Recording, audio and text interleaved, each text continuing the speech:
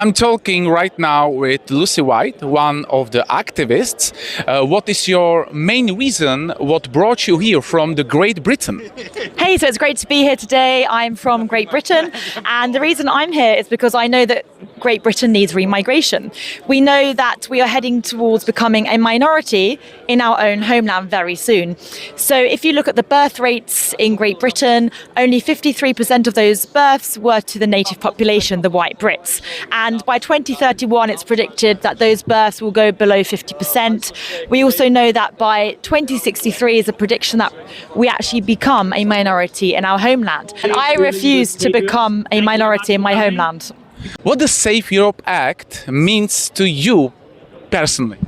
So the Save Europe Act to me means that we are dedicating our time to the ethno-cultural continuity of Europe. We have been on this continent for thousands and thousands of years, and it was only since post-World War II, since 1948, that mass immigration swept across Europe.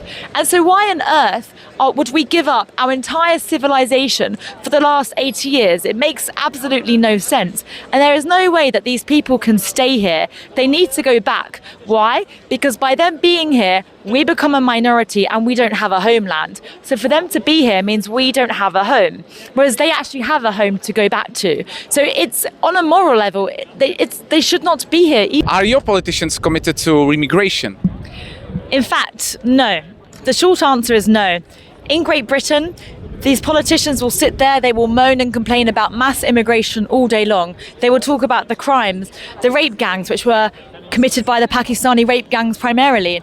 They will talk about the fact that there are murders. They will talk about illegal migration. Some of them will even talk about legal migration, which we know legal migration is the big issue because they come in millions on planes, not the thousands on the small boats.